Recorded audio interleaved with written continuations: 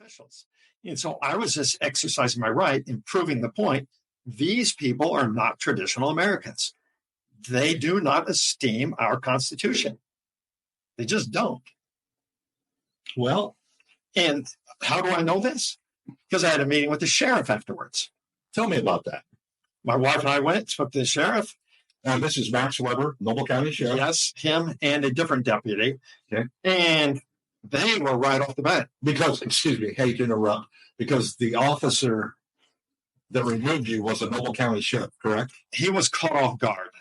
The resource officers were not in that day. And so they contacted the sheriff and he loaned him his officer. So he went in there thinking, well, I have to do what the school board says. Right. I wish he would have known better, especially since I'm reading free speech law. And well, I'm sure he's a good guy. I mean, I have nothing personally against this officer. He is a good guy. I mean, if you're a deputy sheriff, don't you think you would be versed in at least what freedom of speech is? Like I'm saying, in that moment, he was caught off guard. The sheriff knew the law. When I spoke with the sheriff and I spoke with a different deputy, they both agreed with me. The one deputy actually said, I like what you're saying. He said he saw it online. And the sheriff, Max Weber, he said, I will never loan my deputy to the school again. And that has been the case. Wow. But not only that, just recently, maybe 6 months ago, I don't know, I had a meeting with the county prosecutor, James Mowry.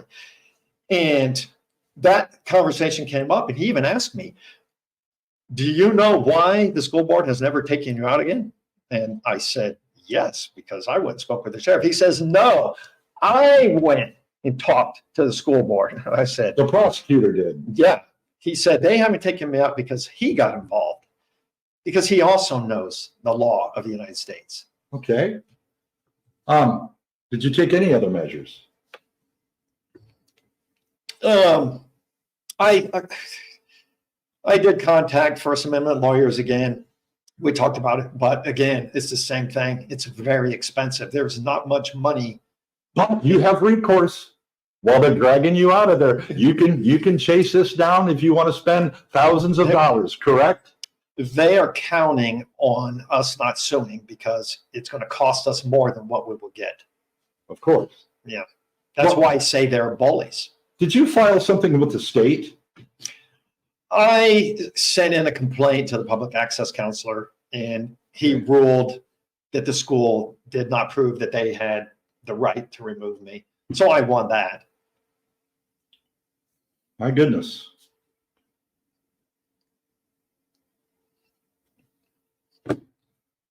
Well, I got to ask the obvious question that's in my mind right now. And how do you reconcile accusations that you and others favor censorship by banning books? Well, when school officials appeared to have censored you, right, censored your daughter, and censored a group of folks, including yourself, 20 minutes to the lead up of the State of the Corporation address in October of 23. You were forcefully removed by the police for exercising your freedom of speech. Right. But you're the book banner. Right. Oh, okay. Help me understand. Reconcile all this for me. Right. Well, one thing you have to understand is obscene literature is not protected speech. So the school is actually on the wrong side of the law on both issues. Now, when the school says I'm a book burner, book banner, they have no credibility because they openly violate and censor free speech, non-offensive free speech, non-controversial free speech, my daughter's speech. They actually, 16-year-olds. Was it? A 16-year-old girl. She was 17? I'm not sure exactly how she was at the time. Sorry, go ahead. 17. But she was a senior. That was the graduation. But anyhow, so for them, for the school to come back and say, I am a book banner or I believe in censorship, well, they have no credibility because it's just complete hypocrisy. They are the ones who practice censorship. Now, I get it in a sense. Yes, I do agree with censorship on obscene literature, but that because it's not protected speech, Well, it doesn't belong in the schools. Where do you draw the line? If you agree with censorship of obscene literature, The law. I mean, if you read the law, it's very clear that the sexual content in the book is illegal. Now, I did speak with the prosecutor about it, and the reason he told me he hasn't prosecuted isn't because the law doesn't explicitly prohibit it. It's because there has never been a case in Indiana where a person has been charged with purely text. It's always been images, graphics, pictures. So even though the law is written where it is illegal, if it is text and only text, there is no precedent. But precedent was staring him right in the face, wasn't it? No precedent, and there was a ruling on a case right before. Right. There is no legal but he precedent. Could have pursued that with you in order to set a precedent. Yes, he can, but I'm just telling you his worry, and I don't share his opinion, but okay, his concern, and I really don't like speaking for him, but so don't take this too much against him if you don't like what I'm saying. I think his worry was this: if he does this without precedent and loses, it would set a terrible precedent. It would actually be counterproductive. Sure. Okay. And incidentally, it just dawned on me, Rachel's speech and the speech that the teacher made her replace it with is also available with this video. Yes. Okay. Moving a little forward, unless you have anything to add with no, that's what that. It's well known on Engage East Noble. You posted a couple of letters regarding your daughter and another book, and this happened within the last month. Can you briefly go through that? What happened? My daughter came home with a syllabus for me to sign. It was just a sheet of paper, a couple sheets, I can't remember. And it explains what books are going to be read for that class. And whenever I get a syllabus, I'm like, why would I have to sign a paper for something they're going to read? So that red flag goes up, and I think there must be something wrong with this. So I looked at the book, and I realized, I think I've read this book before. I was familiar with the name of the book. So I called my daughter, who's at college right now, the one who had her speech taken. She's the one who reads tons of books. And so I called her and I said, hey, are you familiar with this book? She says, I read that when I was in school. And she said, it wasn't as explicit as the Absolutely True Diver Part-Time Maintenance. She said, but it was disturbing to her. She said, under no circumstance, let my sister read that. Do not let her read that. And so I thought, oh no, I trust her. She knows what she's talking about. So I told my daughter, the one who brought the syllabus, I said, hey, I'm not going to sign the paper. I don't want you reading that book. I'm going to ask the teacher to sign you a different book to read. And she pulls out the book and says, but I'm already reading it. And I need to do my homework assignment tonight on what I'm reading. Oh, okay. Oh no. And I just thought, no, give me the book. So I took it from her and I wrote the teacher. Email? Yeah. About what time was it? Was that in the evening? Yeah, this was in the evening. It was probably about 8:30. And so I told her, I said, look. Well, a copy of that email is available. Yeah, they can read that. They can read it. It is, yes, that is available online.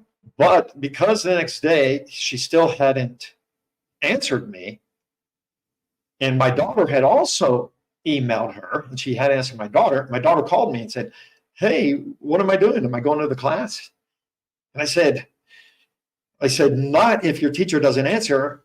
I said, hang on, let me call the principal. My daughter said, no, let me go to her classroom and just ask her in person and tell her that I wasn't going to allow her to read that or to read her email. Well, she calls me back and said, she's not in her class. Oh boy. And so I was like, oh no. So I called the principal, but it was an answer. They put me through to the principal, but it was an answer machine. Did you leave a voicemail? Yes, I left a voicemail and I said to contact me, but she didn't in time for the class. Did you yell at her in the voicemail? No, I did not. Did you scream at her? No, did you threaten her? No, I did not. Did you call her Mrs. Longenball? I don't even think I mentioned her name. Okay. You just asked her to contact you. I just said, contact me. Okay, fair enough. Okay. And so what happened was I told my daughter, she says, oh, they're going to be reviewing this book. And I said, I'm getting you out. So I went, got my daughter, took her out for an hour, whatever the period lasts. And then I took her back to school. And it's later that evening, I think, I got an email from the principal. And one you hadn't talked to yet. Yes. You asked her to contact you. Yeah. So she did by email. Yeah, but after the problem was resolved. The problem was resolved. After it was resolved with the teacher, after the teacher had already given my daughter a different book, she accepted to give her a different book. And that email exchange is available online, folks. Yeah, they can read that. And on AG Snow. And her letter was, she snapped. She lost it. It was completely false, slanderous. She lies over and over in that. I don't know why she didn't just leave well enough alone. It could not possibly benefit anyone. But here's the thing that most people don't know. My other daughter, who had that book, who was assigned the book, when I asked her to be taken up, I had a similar reaction from Kathy Longenball. She was outraged and upset that I would take my daughter out.